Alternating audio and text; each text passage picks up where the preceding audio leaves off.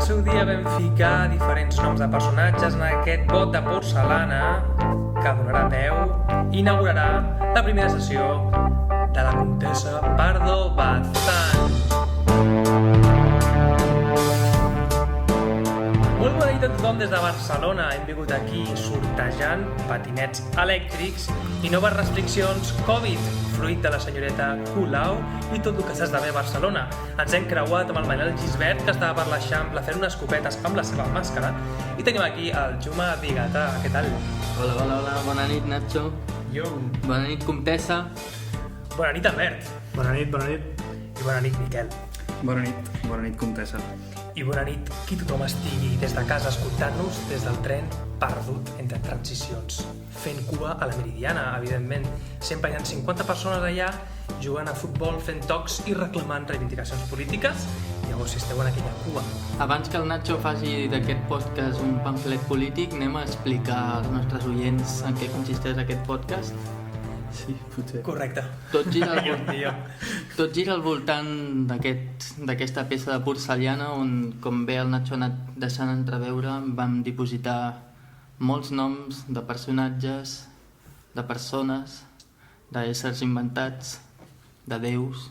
No sabem res. De moment només tenim dos personatges que van ser els que van sortir. Si ens seguiu per les xarxes a Instagram veureu el tràiler on vam treure els dos personatges que van sortir pel programa d'avui, que són Haruki Murakami i Ed Kemper. Una mica la idea és que cadascú va posar uns personatges seus, per dir-ho així, que la resta no coneixien. Per tant, jo no sé els personatges que heu posat vosaltres, allà hi ha un colló de paperetes amb molts personatges diferents i al final de cada programa se'n treuen dos que després haurem d'intentar trobar connexions entre ells, per dir-ho així, o el que sigui, el que sorgeixi d'aquesta dualitat, no? En aquest cas, com bé deia Juma, són Ed Kemper i Haruki Murakami, i potser podem començar perquè els culpables que aquests dos personatges s'hagin aparegut, és a dir, les persones que van escriure els seus noms, els introdueixin i inclús en facin una mica d'apologia, perquè potser l'altra banda de la sala el que voldrà és no necessàriament atacar-los, però explicar per què els hi sembla un personatge interessant o per què tal. Exacte. Podem començar per Albert Busquets, aquí a la meva dreta, que és qui va introduir aquest personatge d'Ed Kemper. Per què Ed Kemper, Albert? Per què Ed Kemper? Perquè és un personatge molt interessant. Jo crec que tots quatre hem concordat, almenys comentant una mica fora de càmera, fora de podcast. Ha sortit bastant la paraula puto amo amb més d'un dels integrants. O sigui, puto amo, ara us posaré en context, puto amo referit a un assassí en sèrie condemnat a 8 cadenes perpètues. Per què és el puto amo aquest tio? Jo no vull sentenciar que sigui el puto amo, però sí que té un punt interessant que se surt diguéssim, de la sèrie, que se surt de lo normal, que podem tenir una imatge pensada d'un assassí en sèrie. Edmund Emil Kemper III, nom complet. Tercer. Això de tercer, segons Wikipedia, font ultra fiable, però no crec que... Jo crec que amb això no... Amb altres coses sí, però amb els noms no es deuen inventar gaire. Però tercer, és a dir, hi ha un segon, hi ha un primer... Sí, a més... Una saga de personatges. Sí, els altres potser no són tan coneguts, segurament que no. Bé, personatge que neix a Burbank, Califòrnia, 18 de desembre de 1948. És viu, aquest home, és viu. On viu? 72 anys, bé, viu a la presó de Vacaville, a Califòrnia, complint les 8 cadenes. M'encanta el concepte viure a la... O sigui, es fa servir poc. O sigui, exacte. Com dius, normalment dius està a la presó, però no dius com qui viu a tal poble, diu Emil Kemper viu a la presó de tal. A més, habita. Sí, a més, viu... Surt el seu DNI, aquesta adreça? No ho sé, És una pregunta interessant. És una pregunta interessant. Miquel. Sí. Si estàs a la presó, el DNI és... Crec que en qualsevol cas, segons tinc entès, i en això potser m'estic marcant un triple, que als Estats Units no hi ha DNI, és possible això? Que es sol fer servir el carnet de conduir com a part del passaport, també el carnet de conduir es sol considerar, no? Perquè com tothom té cotxe. És que clar, com als Estats Units va sempre a la seva bola, doncs clar, no m'estranyaria. Però això pot ser un triple absolut de... A mi em sona, jo que he estudiat història sé que tot el del DNI es crea sobretot per controlar migració, i als Estats Units, en la mesura que també és un país construït des de la Xina, pot ser que no els hi entri dins de la seva forma de veure les coses. Està bé que hagis introduït que has estudiat història, si es va saber una mica el perfil. Els oients han de saber cadascú d'on prové, no? Per tenir més rigors en els arguments, per tenir més credibilitat. Els oients, no busqueu en aquest podcast una secció d'història, però podeu confiar en la meva paraula quan parli. En el filtre, tot això, les bajanades que es puguin dir, passa pel filtre. Sí. Soc docte en matèria, us podeu fiar, podeu després tornar a casa, explicar això que no faràs patinades històriques. No, en cap dels... Quan diguis una data, serà la data certera. És precís, exacte, rigorós, inqüestionable. És el contrapunt de la Wikipedia.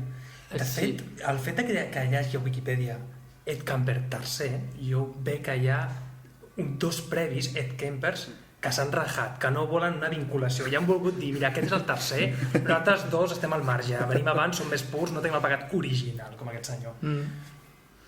Bé, continuo, breu biografia d'aquest home. Bàsicament és un home que va passar una infància molt dura, la seva mare el maltractava, se sentia molt distanciat, també tenia problemes, o es creia que la seva mare tenia problemes així psicològics, tal.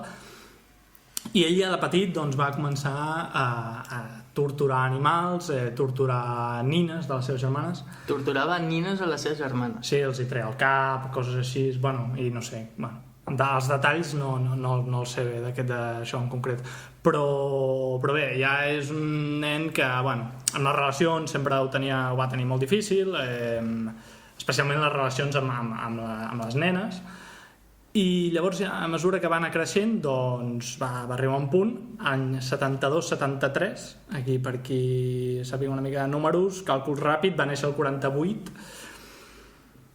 Ho estàs preguntant.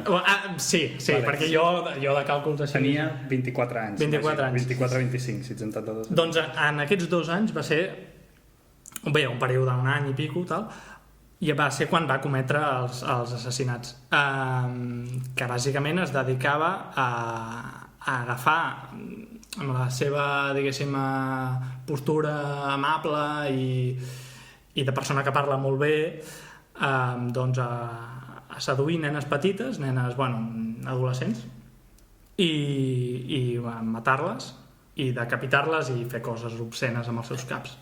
I això per tu ser el puto amo, Albert? No, jo no he sentenciat res. Jo no he sentenciat res. Estem començant a superar. Els oients el que han entès és això. Deixeu-me acabar. Ed Kemper, també conegut com l'assassí de les col·legiales, el caçador de caps o l'assassí mixta, aquesta última no tinc molt clar per què. Coed Killer. Això de Coed, no sé si tu hauràs investigat i podràs explicar que exactament, potser ara no, però això de que col·legial es digui Coed, sí, l'altre dia ho vaig sentir. Sí, és algo així, que només es fa servir als Estats Units i és per un període concret, no sé si de la secundària o... És que crec, jo potser en això parteixo de zero informació, sí, de la informació que és, al fons la font és la mateixa que part de la teva, que serà Wikipedia. Jo crec que vol dir, que són estudiants universitàries, perquè la seva mare era, crec que és college en el sentit universitat, pot ser, perquè la seva mare era professora aquí no estic segur, crec, o és un estat intermig, però elles crec que mig vivien allà. Potser sí. Sobretot està el tema important de que ell les recollia, segons també tinc entès, més que seduir-les, les recollia quan feien autostop per anar de la universitat a casa. Hòstia, que guai. I anava per allà. Llavors, clar, imagino que... Sí, seduir-les no era un seductor, em refereixo que que les noies es trobaven a gust per anar amb ell, és a dir, que no les forçava, no les agafava i... Sí que algú s'ha de dir que potser encara no s'ha introduït i que l'Albert podrà explicar això millor, que era un tio que parlava molt bé. Sí. No, de fet, tota la gran part de la informació ha estat extreta també de la sèrie Mindhunter, que és una sèrie de ficció, però que es basa en personatges reals i en assassins en sèrie i tot el desenvolupament del terme assassí en sèrie i tal. I Ed Kemper és un personatge molt recurrent, un secundari dels importants. Perquè va col·laborar bastant en el propi procés, és un tio que li agrada tant parlar de la seva pròpia condició. Sí, i és un tio que, a tot això, perquè si tot també és un tio que medeix 2'6" i pesa 136 quilos i porta un bon bigoti. És un tio enorme. És un tio enorme, molt imponent, però tot i així que parla d'una manera molt suau, molt... es dedicava a la presó, quan va estar allà a la presó, es va dedicar a fer podcast. A fer... O sigui, a fer o a llegir audiollibres. Sí, és l'actor d'audiollibres. Això potser serà un parèntesis que hauríem després. Sí, exacte. Això ho comento perquè després no... Això, però obrir-ho després. Quina espècie d'homenatge estem fent en el primer podcast on podem marcar influències? Hem escollit... No, però bàsicament on volia arribar, i que per això que sembla un personatge interessant i tal, és perquè no és el típic assassí en sèrie i és un tio molt llest que després va començar a argumentar molt o sigui, de tots els assassinats que havia fet, perquè en va fer uns quants, ara no sé el número exactament, i els explicava amb tota parsimònia, amb un to de veu molt relaxant, i res, bàsicament va col·laborar molt després amb la policia, que la policia de l'FBI, una secció especial que es va crear, pogués després determinar conductes de cara a futurs assassins en sèrie o futurs potencials depredadors sexuals, etc. Per què és tan interessant aquest home? Mireu entrevistes al YouTube, entrevista a Ed Kemper, subtitulado espanyol. Allà, o sigui, dones compte diguéssim, del talent innat que té per seduir amb la paraula. Sí. I res, bàsicament és un tio que després, com es va veure potser una mica avorrit de que la poli no l'enxampés, es va entregar. Aquesta és una dada fonamental. Sí, que és una de les coses que la policia no el trobava. És el fet que no només no el trobava, sinó que ell sentia que no se li feia prou cas.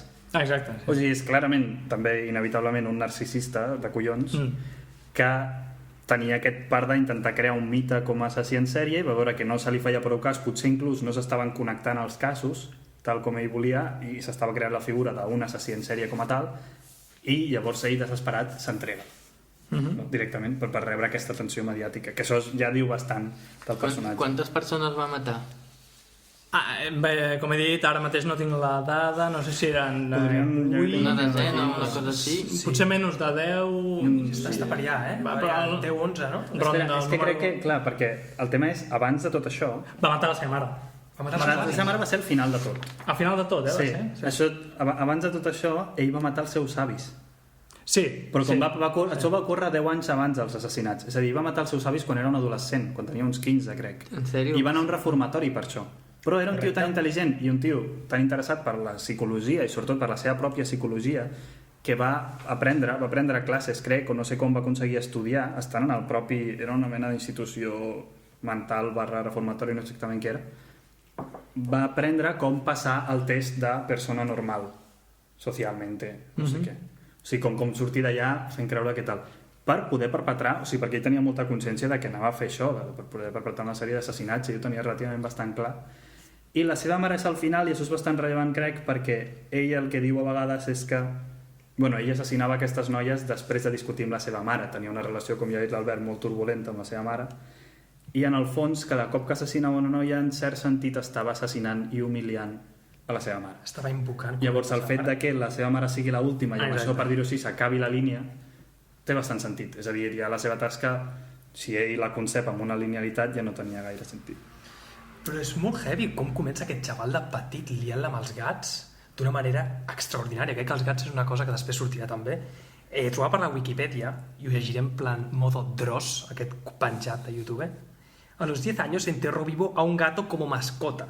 Una vez muerto, lo desenterró, lo decapitó y le montó la cabeza en una espiga. Kemper declaró más tarde que disfrutaba mintiendo con éxito a su familia sobre matar al gato. A la edad de 13 años mató a otro gato de la familia cuando percibió que este gato favorecía a su hermana menor en vez de a él.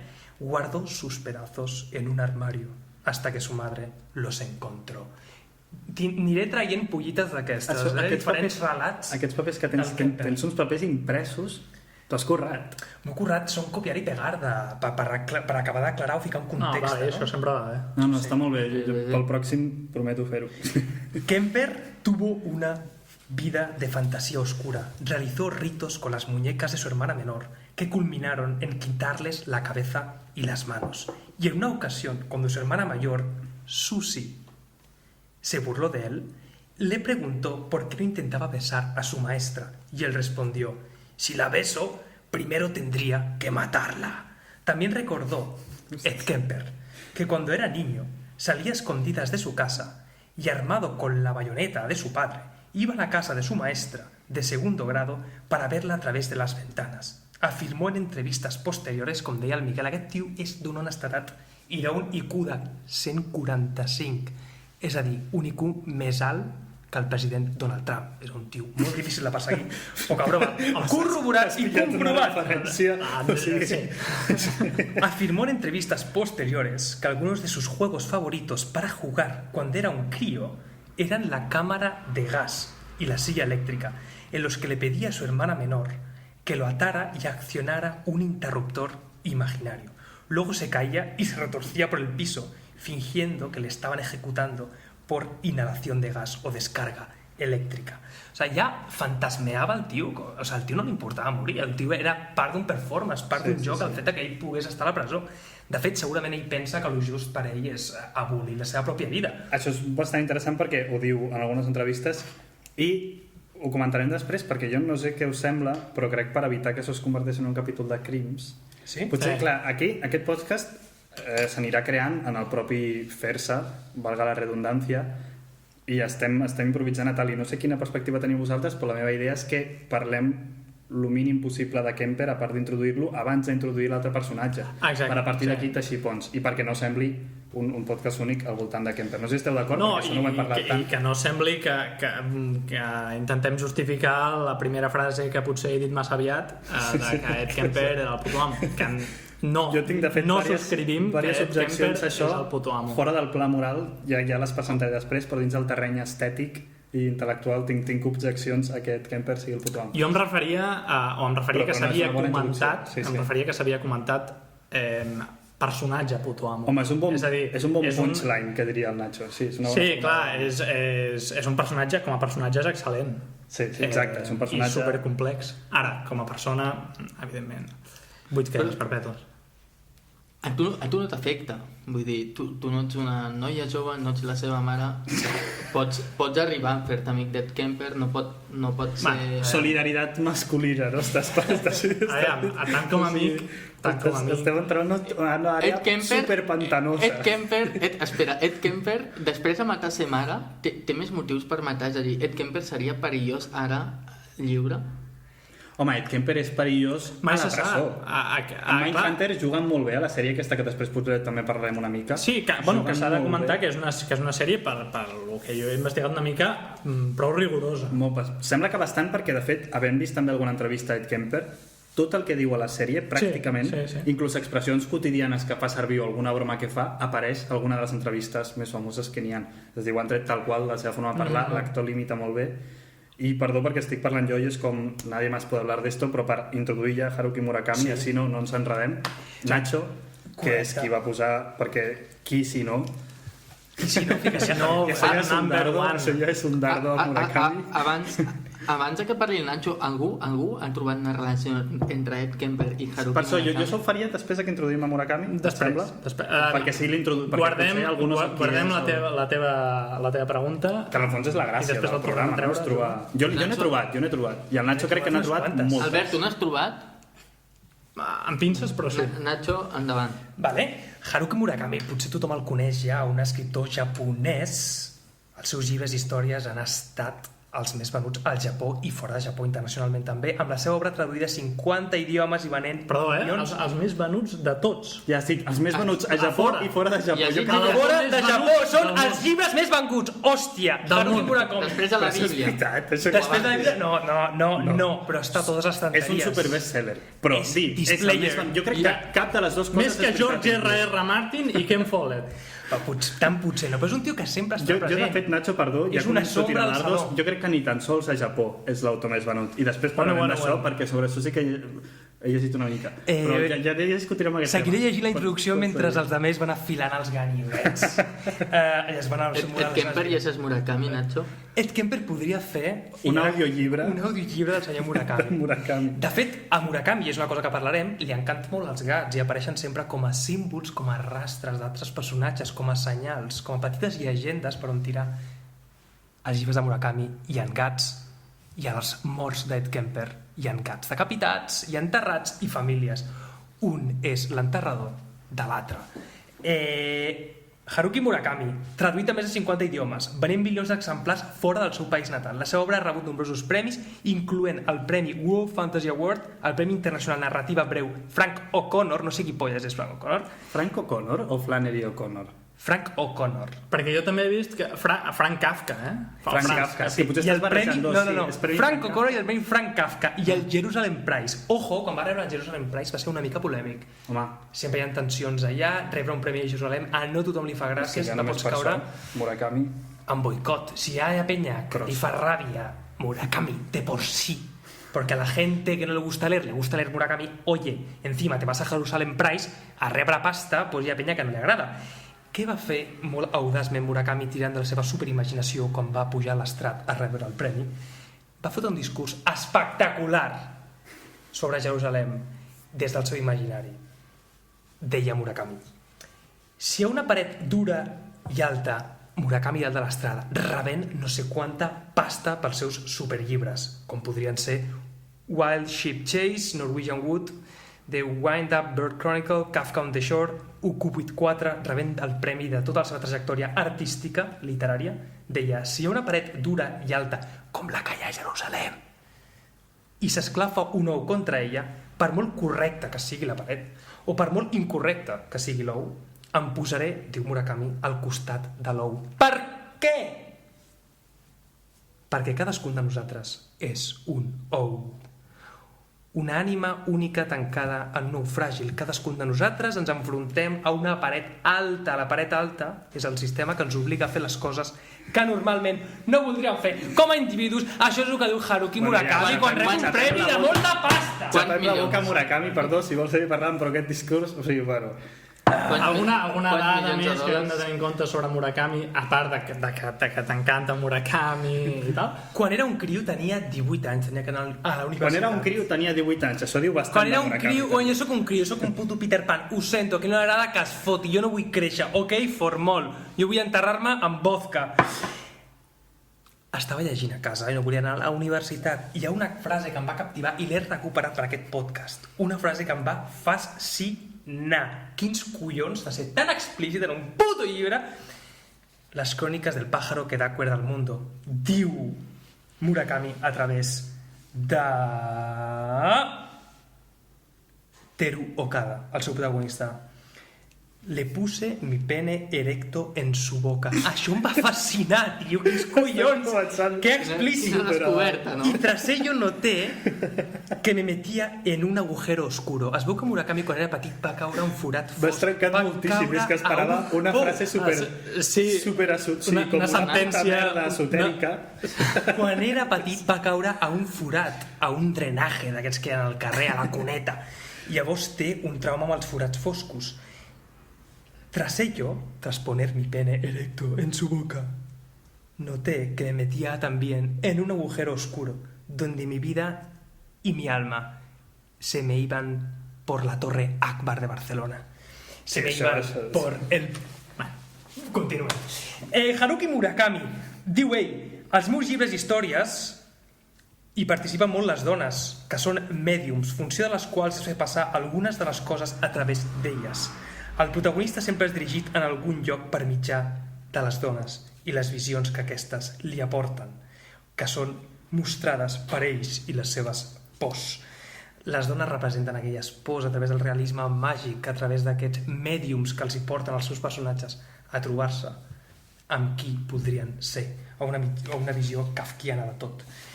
Murakami, a una entrevista que li van fer a la revista Washington Post, si no m'equivoco, es va sobrar, es va treure el rabo. Va dir, en el llibre Killing Commendatore, un dels seus llibres més representatius, va dir del mateix: vaig començar pel puto títol. Quins collons? Va començar el llibre de Killing Commendatore escrivint Killing Commendatore i subratllant-ho, a modo de título. Por favor, clase de literatura. No em sorprèn, haig de dir. O sigui, de fet, li pega bastant fer-ho, per lo poc que he llegit fins ara. Diu, jo parteixo d'una pàgina en blanc, diu Murakami. Molt bé. Diu que es comença a escriure els primers pàrrafs a pelo, que si no, no és divertit. Jo això li dic fer una corridita. Flipar-se, treure's el que té i d'allà començar a estirar del fil. Això és Murakami. En algunes coses, sobretot quan l'entrevisten, recorda Albert Espinosa. No? Home, Aquest era un dels punts que tenia... que volies tocar. Sí, no anava a dir Albert Espinosa, anava a dir un altre nom. Potser digue'l. després. Jo el que Pots volia dir. era tallar-te i em sap greu, perquè Ben fet. per evitar... Perquè sé que tens molt material, però que el bo és que el vagis traient en la mesura en què comentem, comparem, on anem tal, perquè si no pot ser molt... Sí, sí. Per fer-ho dinàmic. Jo crec que hi ha coses a dir, I exacte, que ja has dit prou com per començar a matxacar. Albert Espinosa, digues. No, primer haig de començar dient que jo, quan van sortir les paperetes fa una setmana, que vam planejar això... Es va cagant tot. No coneixia Ed Kemper, però a la que Albert va dir que era un assassí en sèrie vaig dir, bueno, interessant, dona material. Va dir puto amo.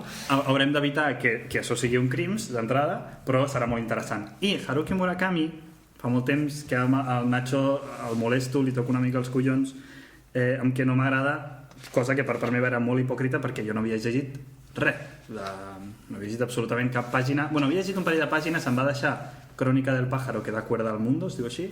El va deixar al començament. I vaig llegir 2 pàgines i em va fer molta mandra, però crec que tenia a veure amb la traducció. O sigui, perquè eren frases, era un ús del llenguatge molt, o sigui, a un nivell molt proper, no sé com dir-ho, és una línia en la qual té a veure amb la persona que ho va escrit en castellà, que em posava molt nerviós.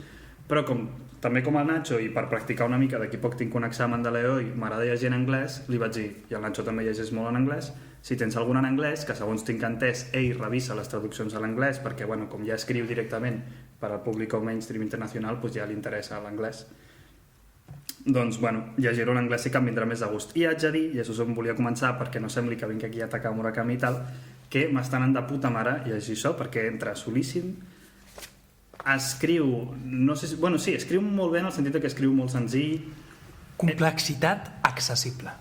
Sí, super accessible, però a més no fa mandra. Bueno, incís aquí, jo només parlo a partir d'un llibre que de fet està allà sobre la taula, que l'únic llibre de Murakami que me l'he llegit, que me'l vaig llegir aquests últims 2 dies, no estic veient el és títol. After Dark. After Dark. Llibre publicat el 2004, no és dels seus primers, però lo d'accessible estic d'acord, lo de complexitat ho hauria de revisar. No, crec que hi volia dir complexitat accessible. Vale. Anem a dir les coses pel seu nom. No estic d'acord. Anem a dir les coses pel seu nom. Ataca! Haruki Murakami és una puta merda. Segueix, Albert.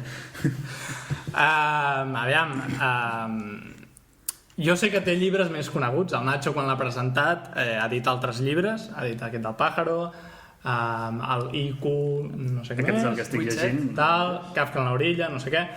Són llibres més coneguts i, per tant, assumeixo que bueno, potser són més bons, més interessants. No dic que aquest llibre estigui malament. A mi, me'l vaig llegir molt ràpid, em va enganxar.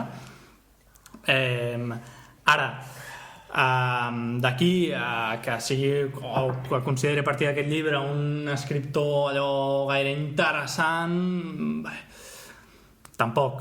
M'agradaria llegir alguna altra cosa. Clar, aquesta és l'altra. Alguna altra cosa. Però també dic, aviam, un llibre és una cosa que porta molta feina i tothom pot tenir una relliscada i tot això, Però bueno, aviam, jo ja crec està que... la carne en l'enlaçador, no? Vull dir, si Exacte, la cagues, exacte, aviam. Jo si només tinc una oportunitat i aquest és el llibre que tinc a mà, jo diguéssim, la valoració que faig de Murakami és un tio que, bueno, sí, evidentment no escriu malament i tal, però bueno, que tampoc n'hi ha per tant, jo trobo.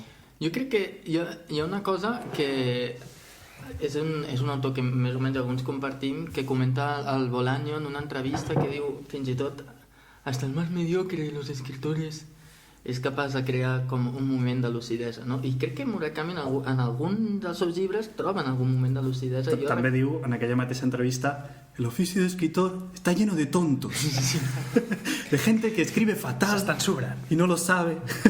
O no sé exactament si diu això, però lo de lleno de tontos i així ressaltat també ho diu. Murakami! Segueix, perdó, Juma. No, espera, perdó. No volia tallar el Juma perquè ha parlat menys, però jo abans no he tancat el meu punt. Abans que tu tornis... No, clar, el meu era un incís, perdó, sí. Però acaba Juma i després tanco el meu punt, que no l'he fet. Em tanquen parèntesis. Res, només deia que hi ha que recordo un moment de lucidesa a Tokyo Blues, que me'l vaig llegir, no sé si en 15 anys o així, recordo una escena de...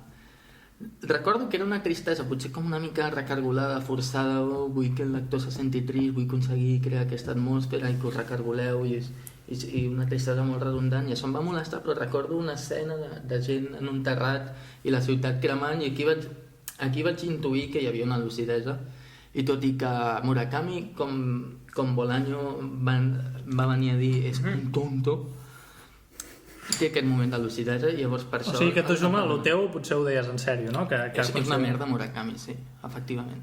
Ah, vale. Sisplau. No, sí que vale. Però de la lucidesa també... és que no sabia si ho deies de veritat. Encara no sé si ho dius de veritat o no. El de Tokyo Blues sí que no, el que és una merda.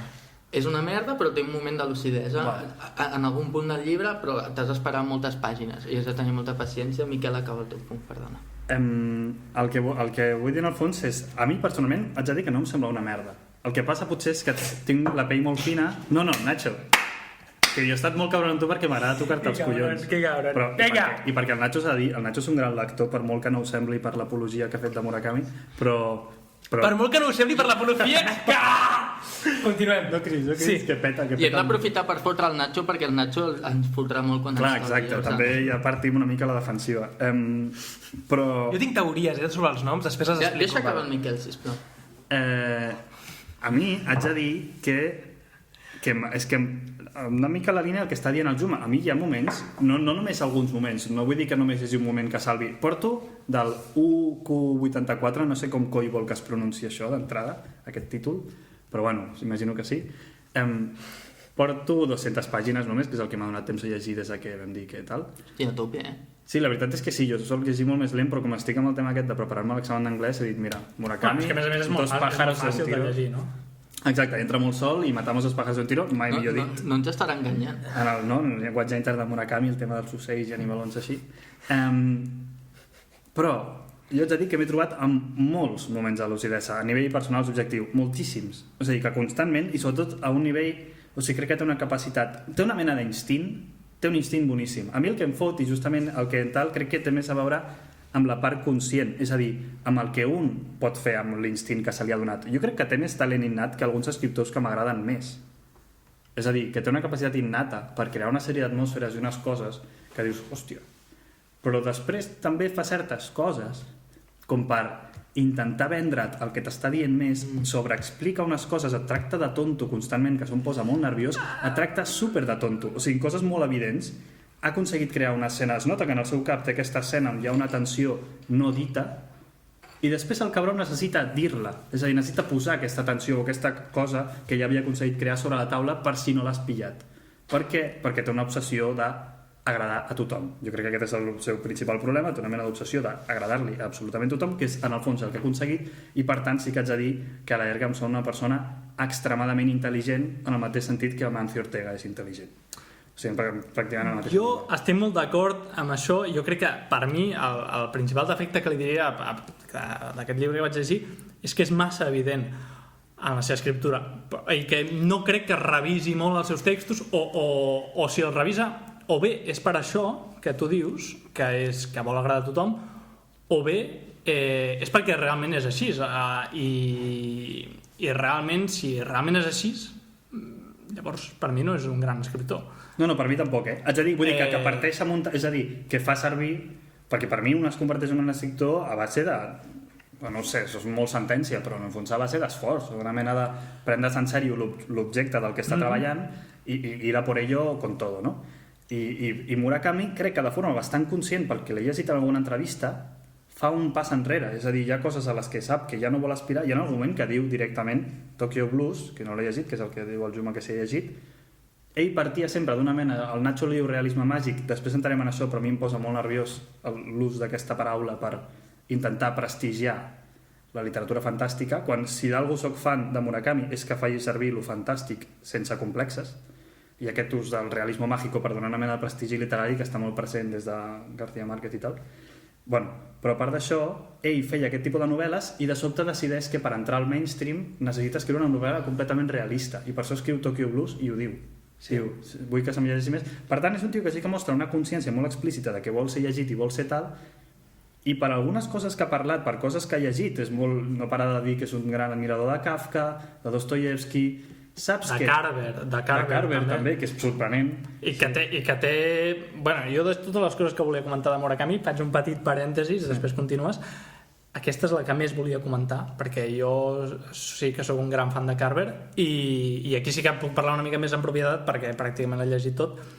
Em va començar a interessar Murakami perquè té un llibre que es diu ¿De qué hablo cuando hablo de correr? Un títol que ve d'un llibre de contes de Carver que es diu ¿De qué hablamos cuando hablamos de amor? I bé, aquest llibre no l'he llegit i tal, però sí que he vist en algunes entrevistes, en alguns textos, que ell té una gran influència de Carver i que ha traduït ell mateix al japonès, suposo, tant Carver com Scott Fitzgerald.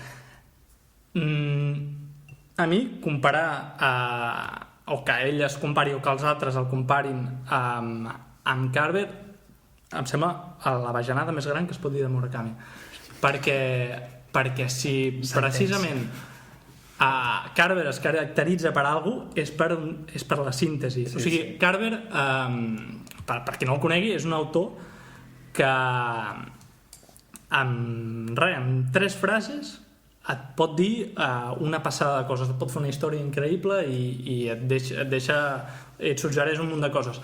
Jo crec que Murakami necessita 3 pàgines o 3 capítols. Jo insisteixo que crec que el problema és que Murakami, no al mateix nivell que Carver, que també m'agrada molt i em sembla bastant difícil d'igualar en aquest sentit, però jo crec que Murakami també ho podria fer, és a dir, perquè hi ha vegades que em dóna la sensació que ell ho fa. Comença i ha deixat una frase en la qual t'està dient més d'una cosa i després el cabron necessita explicar-te-la després, necessita i això em sembla horrible, però jo crec que ell ha estat capaç de fer-ho i després tal, i perdó perquè és que he fotut una xapa molt llarga sense haver arribat del tot. El que jo al final volia dir, per tancar el tema aquest que hem obert amb Espinosa, jo tinc 2 punts de connexió, l'altre el trauré després per no abarcar tant la paraula, però per tancar una mica això i llavors ja deixem que el Nacho defensi una mica Murakami. Per mi pel primer punt en connexió que he trobat és que Murakami i Ed Kemper em semblen respectivament el Paulo Coelho de la seva professió. Podríem dir que Murakami fa a la ficció el que Ed Kemper fa a la realitat. Podríem dir que Murakami és un cacàs, ho fa tot en paper. Ed Kemper, puto amo, potser ho va fer pels carrers amb un par de collons mal ficats, a dir veritat, i tant. Perdó, jo vull desmarcar-me de la filmació. Jo també em desmarco. El que volia dir... Traiem això de la taula i traiem que per la taula. Al principi ho hem intentat arreglar i ara ja no calia que ho tornessis a treure. És que per mi Ed Kemper és un personatge de ficció. Per mi era una bona introducció, exacte, com ha dit l'Albert, per tal, però jo deixaria de fer servir l'expressió puto amo un cop ja hem entrat en matèria. Si podem ser més precisos i no en termes morals. Quan el Miquel parla de que Murakami es recrea i repeteix i et tracta de tonto, jo crec que el que es vol referir al Miquel és que Murakami s'insisteix i es dona voltes sobre elements que tenen en ells mateixos un dinamisme intern, com pot ser una ximenella, una peixera, els mecanismes d'un rellotge, una baldufa, una via llegint al diari, un estel al vent. Aquestes coses tenen un dinamisme intern, tenen un element de recreació, i Murakami ho agafa i s'estira sobre ells i es recolza i es recrea, clar que sí, i aquesta recreació i aquest divertiment que hi té és el que em transmet a mi. Un divertiment que evidentment Ed Kemper no em transmet, puro terror. Ni puto amo ni hòsties, por favor. Continuem. Els gats. Superbreu. O sigui, no és el que volia dir el que has dit. Estic en contra. Per mi no es recrea, no dona volta sobre una imatge maca, sinó que explica, concreta i es perd la imatge. O sigui, deixa de suggerir per passar a assenyalar, per dir-ho així. Per mi no és que es recreï, és que al revés, sembla que la vulgui matar. En aquest sentit també sembla Ed Kemper assassina les seves pròpies fantasies. Ed Kemper també és... Ai, Ed Kemper, disculpeu-me. El Haruki Murakami em matarà per haver-lo confós amb l'assassí en sèrie. Haruki Murakami es recrea molt als universos particulars. Això és molt kafkià. Agafa una realitat, la infravalora i agafa una persona amb el seu univers intern, l'eleva, l'aixeca. Podríem dir que si Haruki Murakami fos el director, fos Stan Lee, fos el creador de Spider-Man, no subrayaria els seus atributs fantàstics ni el seu traje azulgrana, sinó que agafaria a Peter Parker i elevaria la seva condició de persona tancada en una habitació contemplant la seva veïna Mary Jane. Està clar que Murakami en aquest sentit és supercapaç d'agafar un univers, una realitat paral·lela, una individualitat i aixecar-la, sobreportar-la, enaltecer-la, sense donar l'esquena mai a lo terrenal, que sempre ho porta a un terreny superior. Com ha de ser el Jim Joyce dels assassins en sèrie, Miquel? Si Ed Kemper és el Paulo Coelho? Per exemple, podem intentar aprofundir en això. És que Ed Kemper fa por, jo parla d'ell. A mi em sembla que... O sigui, Ed Kemper... M'acaba de vindre ara aquesta paraula que m'encanta del castellà, és un papanates. Que és, o sigui, és a dir, i en això és que em va recordar molt a Murakami, em sembla que són una mica, sí, són el Paulo Coelho del seu àmbit, per dir-ho així. Que és un tema que podríem treballar també, però és que em vaig donar compte que és una caricatura, o sigui, una etiqueta que faig servir bastant, i amb això faig autocrítica perquè és molt fàcil tatxar de Paulo Coelho a qualsevol cosa. Però bueno, és que Ed Kemper té una mena d'autoconsciència constant, d'obsessió per si mateix en un sentit molt suau, no sé com dir-ho, com molt cursi, o sigui, és que sona contradictori, però és que és un assassí en sèrie cursi, o sigui, és super, és empalagós, això necessita molt explicar-se, que consti, que no sé què, que té una noció molt clara de tot, però mentre estàs veient una entrevista seva, en la qual és veritat parla molt bé i tal, recordes que realment és una persona. Em sembla molt malament el fet de, perquè hi ha molts comentaris així a propi YouTube de cuando recuerdas que ha hecho esto, vull dir, bueno, pot haver canviat, però no és tant pel que ha fet abans, és pel que ell mateix segueix pensant de tot. I sobretot, i aquí és on vull fer l'altre punt en connexió amb Murakami, per la relació anormal, desbiaixada, per molt que creguin racionalitzada, per mi errònia, amb les dones, amb el món femení. Cosa que també crec que li passa a Murakami. Per molt que es defensi que té una perspectiva molt misteriosa i molt interessant de les dones, a mi això em sembla la mateixa bullshit i que és una mena de crear una mena d'objecte místic apartat que no té res a veure amb nosaltres, amb lo fàcil que és tractar un personatge femení com un personatge més. I Murakami és absolutament incapaç de fer això. Bueno, no, és veritat, jo també sóc incapaç de dir això perquè no he llegit tota la seva obra, però pel que sé de sinopsis, pel que ell mateix diu, pel que tal, sempre la dona té aquesta funció de mèdium que has dit tu abans, aquesta mena de cosa màgica, incomprensible. Sempre han de ser dones que en el fons són perfectes, són guapíssimes, superintel·ligents, però que per intentar-te amagar això, per intentar-te amagar que t'estan enxufant el prototip de dona tal, sempre les fa una mica imperfectes, que si té la cara una mica simètrica, que si és dislèxica, que si no sé què, i insisteix molt en aquest petit efecte com per crear més misteri. A mi això és una de les coses que especialment em donen més mandra a l'hora de llegir Murakami, la seva incapacitat de tractar amb normalitat a un personatge femení, que de tant en quant pot ser un personatge estrany, evidentment, però mai tenen, tot i que siguin narradores a vegades, per mi, i no necessàriament adopto la postura feminista, ja inclús parlo en termes estètics. Em fa mandra el fet de que no sigui capaç de crear una narradora, una veu femenina normal. Per al·lusions, no? Sí, perdó, sí, bastantes al·lusions. Sí, perdó, Nacho, estic sent molt cabró. Evidentment, Murakami, com qualsevol autor, parla des de les seves pors. Juma, sisplau, no sé si vols fer mencionar aquí. After Dark, página 145, Mari tiene un gatito blanco sobre las rodillas y le está dando de comer un sándwich de atún que ha traído envuelto en una servilleta de papel. Acabem de fer libromancia, hem obert una pàgina a l'atzar i Murakami... Sí, en aquest llibre hi ha bastants personatges femenins. Bueno, de fet, només hi ha un parell de personatges homes i la resta són unes quantes dones i tal. Sí que em quadrava el que anaves ara explicant i tal. Sí, em quadra, sí. Per si de cas, no penso, com a mínim no tinc prou dades per pensar-ho, que Murakami, per exemple, sigui masclista o que no sé què, no vull dir res d'això, perquè crec que és un tema d'estil, d'obsessió estètica amb una figura femenina de la que no se sap moure, perquè noto certa sensibilitat, noto bastanta empatia pel gènere femení, o sigui, sí que n'hi ha, i té com una obsessió que no és només vertical o que no és només de possessió, sinó que és de que realment li interessa molt el món intrínsec, però que la forma de convertir-ho sempre en un motiu estètic és el que em xoca una mica. Jo no crec que Ed Kemper, quan s'acostava a aquelles noies, jo crec que se sentia bé fent-les estar a gust. Una altra cosa és que després les matés. I crec que en aquest sentit també es pot assemblar això que dius, Murakami, no? Jo en el que volia dir la connexió és que és un home que, i ell, això sí que ho diu ell textualment, és incapaç d'acostar-se a les dones fora de la fantasia. En el seu cas, la seva fantasia és assassinar, violar, bla bla, però era incapaç de tenir una relació normal. I Murakami com a escriptor estàs parlant de Kemper? Sí, vale. Sí, sobre... Murakami com a escriptor fa una mica el mateix, crec que és incapaç d'acostar-se en una relació horitzontal normal. No, perquè un escriptor sempre pot matar dones en els seus llibres. O sigui, sí, aquesta és l'altra, pot fer que sempre pot tenir les seves fantasies. És a dir... Edgar Allan Poe. És algú s'ho ha plantejat, no? I matar que tu matis amb els teus personatges és una forma que tu treus la pulsió que tens a matar algú real. Per tant, llavors, també estàs fent l'acte de matar.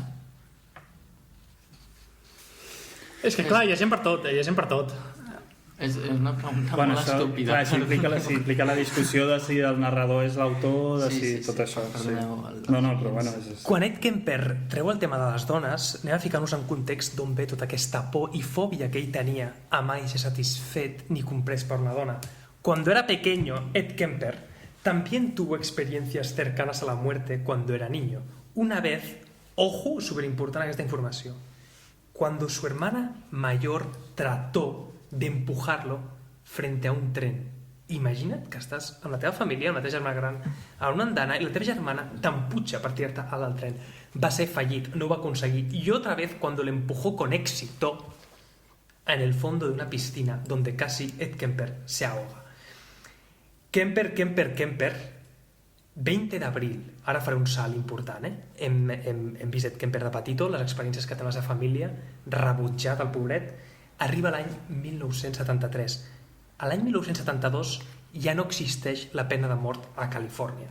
Per lo que estem un any després, 1973, y después de regresar a casa de una fiesta, su madre, Clarnell, de 52 años, despertó a su hijo con su llegada. Mientras estaba sentada en su cama leyendo el libro, notó que Ed Kemper entraba a su habitación y le dijo: «Mamá, supongo que ahora querrás sentarte toda la noche y hablar». Kemper respondió: «No quiero hablar contigo, mamá. Buenas noches». Luego, Ed Kemper esperó a que ella se durmiera. Volvió para golpearle la cabeza con un martillo y le cortó la garganta con un cuchillo. Posteriormente, decapitó Ed Kemper a su madre y se involucró en irrumatio, que és una paraula que apareix molt quan es parla d'Ed Kemper, irrumatio, una paraula que només la gent del Vaticà, que sap molt llatí, sap i concreta com a pecat capital. Irrumatio, potser ho saben els del Vaticà per coneixement de causa, el que significa, i si no ho sabeu podeu buscar al diccionari. Irrumatio és practicar calcom con su cabeza cortada. Luego la usó como tablero de dardos al cap de la seva mare. Kemper declaró que puso su cabeza en un estante y le gritó durante 1 hora. Le lanzó dardos y finalmente le rompió la cara, com si no estigués trencada ja. Le rompió la cara de forma molt general, això. También recortó su lengua y laringe poniéndolas en un triturador de basura. Sin embargo, el triturador de basura no pudo romper las duras cuerdas vocales de su madre. Prou. Sí, crec que tinc prou. Com es diu, en tot cas, aquesta part? Hi ha no és metonímia, però que les parts poden tenir vida per si mateix. Té un nom, això. Sí. Les parts d'un Sí, cos sí, o de... sí. No només un No cos sé. humà, Això tu i el Joan. Aquí el Juma, a part d'historiador, és poeta i també ens farà... No, però no No m'està sé. referint a un recurs retòric. Però es fa servir, és a dir, és típica cosa que estudies, no?, quan Ja. estàs estudiant els O sigui, recursos. tu et refereixes a Quan diu, això de, la per mano- exemple... la mano escribe. Això. La mano escribe com per mi. Ah, sí. Aquesta idea d'una part del cos viva en si mateixa. que Vale. Sí. Ed Kemper, ojo Ed Kemper, tio, a mi el que em sorprèn... Bueno, aquest acte de triturar les cordes vocals, que ell li dona bastanta importància perquè ell considera que la violència que ha efectuat, ell tot això ho justifica i és unes coses que fa una mica de mandra també a vegades perquè sembla que amb això aconseguissi justificar-lo. S'ha de concretar, ja ho hem dit, que té una relació molt complicada amb la seva mare, que va ser molt maltractat, en el seu cas per les dones, perquè era la seva mare, la seva germana, el seu pare no hi era, crec, no sé què passava, i ell considera que l'instrument amb el qual la seva mare va obrar violència sobre ell és la veu, són les cordes vocals, perquè li deia de tot, és que li deia coses horribles, era una dona que també tenia una relació molt complicada amb els homes, per això només es relacionava amb les col·legiales, que és a les que ell matava de la universitat, i això, per dir-ho així, connecta una mica. Digues, perdó, No. Que Ed Kemper sí que té una alta capacitat per crear un discurs i per fer-se entendre al públic, que l'ha satanitzat sempre. Però jo crec que el tio peca d'una ingenuïtat o peca d'entendre o de partir de que l'espectador o la persona que vol entendre la seva vida l'arribarà a entendre. I jo crec que mai s'entendrà. Crec que és un puto boig, un puto malalt. Crec que si sortís de la presó cometria el mateix. Per molt que ell hagués creat el discurs d'un cop matada la seva mare, s'acabó el problema. No sé si diu això, jo s'ho he dit com per dir que No, ell ens ha diu, sentit tancar. Diu que amb firma. això es va acabar. Diu que tancant. sempre les víctimes han girat entorn a la frustració Sí. que ell té amb la seva mare. Jo crec que no. Que és simplement una trampa més. Ell crea un relat, sí, clar. Correcte. Perquè relat com el que hem creat aquí en aquest podcast avui, ojo, la caixa màgica de Pandora potser s'està calentant, potser es podria que obrir. Hi ha un tema que, Quin és el tempo, portem 50 minuts gravats, que no sé si hem començat, però sí, més o menys, com a mínim portarem 45 de podcast ara mateix. Ens hem esplaiat bé. Anava a dir, estic intentant calcular mentalment quan hem parlat, crec que Juma, si tens alguna més a dir, has parlat relativament poc, i Albert, si vols defensar en algun sentit Ed Kemper, em semblaria més o menys les paraules més justes. Jo ja no vull defensar... Bueno, defensar-lo com a personatge. No, jo només... Clar que no és el puto amo. Jo només... Realment una xorrada, però que és l'únic que he trobat de similitud entre aquests dos, a part de tot el que ha anat dient i tal, i que sí que trobo que té parlat de raó, són de la mateixa quinta, aquests dos. O sigui, es porten un any. Hòstia, Putos amos. Els dos estan vius, Han es pogut porten un any. coincidir en una cosa així internacional. mira, no havíem tocat simposi. aquest tema, és bastant interessant. Sí, Bueno, tots els personatges. 71 i 72 anys. Murakami té 70... Vam dir, per cert, Sí. Que fort. és bastant gran, sí, perquè clar, el tio va començar... Vam dir, hem d'introduir una norma que, per acabar d'explicar una mica com va el sistema, això, cada setmana, i és el que farem al final del tal, traiem 2 paperetes per veure de què parlarem la setmana següent. Com no sabem les paperetes que van posar els altres, vam dir, hi ha la possibilitat de que es repeteixin. És a dir, que traiem Sí. Haruki Murakami i traiem l'altra papereta i posa Haruki Murakami. Evidentment és molt complicat estadísticament tot això. Què passa en aquest cas? Vam decidir que si això passa té bastanta lògica, no ho justificarem ara, però ens sembla molt pertinent que el podcast s'acabi. És Per a dir, sempre. Per sempre. Per sempre. Que no hi ha sortida. S'acabi Comtessa Pardo Bazán. Sí. Això ho volia dir perquè també crec que vam pensar alguna altra cosa i al final ho vam concretar per què passava si eren del mateix any o alguna cosa així. No, vam dir que es podien repetir Bueno, clar, evidentment es poden repetir en diferents podcasts. Exacte. O sigui, en el número 3 surt un altre com Murakami, per exemple. Un altre com Murakami, i en el número 42, que no sé si reparem, però el número 42 pot tornar a sortir Murakami. Sí, sí. En aquest cas, què farem? No, res. Jo deia, tornarem a parlar de Murakami. També per intentar crear un motiu de celebració, sí, clar. Si no us agrada, no escolteu aquell programa i us en aneu a la puta merda. En aquest podcast ens hem enrotllat molt introduint i tal, molts cops no serà així, molts cops inclús... Sí, exacte, i perquè hem tingut suc els personatges i tal, però ara toca un personatge que no és gaire interessant o que algú es va equivocar posant-lo, o el que sigui, el podem despatxar en 2 minuts. Intentando vender la moto aquí, no? I Rumatio. Totalment. I Rumatio. Perdó, Albert. Juma. Hi ha hagut una cosa molt interessant que ha sigut com dos fils que s'han anat creuant en direccions contràries i han fet una creu entre si, que és que hem partit d'una alabança... hem partit criticant a Murakami i després hem pogut treure el bo que té, i a Matt Kemper hem fet al revés, no? Qui ho havia de dir, no? Aquesta asimetria perfecta. I jo, per acabar, volia dir un petit pensament que vaig tenir a propòsit dels dos personatges. Va ser una cosa totalment random. Jo treballo en una llibreria i aquesta setmana m'he estat fixant especialment quin tipus de persona em pregunta per Haruki Murakami. I són persones normalment que van t'ho juro, van amb jerseis o abrics de color blau com una mica clar. És una cosa... no és molt comú. És una bona dada, aquesta. I tot això no m'estic inventant, és totalment cert. Un d'aquests nois és xilè i es vaig estar buscant marques d'abrigos chilenos. Marca d'abric xilè, Kemper! Sí o no? Sí o no? Sí. Vale. Molt bé. Doncs jo, per acabar, li vull passar la paraula a una persona que també és llibretera com el Juma, que ara mateix està... Estem fent aquí una trucada en directe? Estem fent una trucada en directe a una persona que potser no ens agafa el telèfon, però que és llibretera. Qui és? Ho va ser. ¿Sí? Hola, muy buenas, Ana. ¿Te llama tu sobrino? Sí, ya te oigo. Vale, estás ahora mismo en un programa de radio, ¿vale? Entonces... ¿Qué? Estás en un programa de radio, estás en directo, estás en internet ahora. ¿Te parece bien, Ana, continuar hablando? Es solamente una pregunta. ¿Te parece? Bueno. Vale, al respecto, tenemos 30 segundos para describir Murakami. ¿Me ayudas? ¿Para? Describir Murakami. ¿Cómo te encontraste con Murakami y una pequeña descripción? 30 segundos, Ana. Y luego te tengo que colgar, estamos en directo. Bueno, no sé. Vale. ¿Ya? Sí.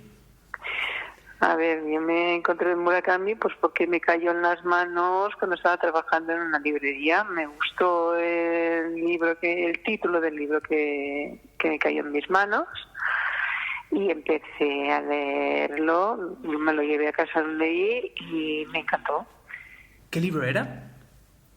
La canción del pájaro que da cuerda al mundo. ¿Empieza con unos espaguetis?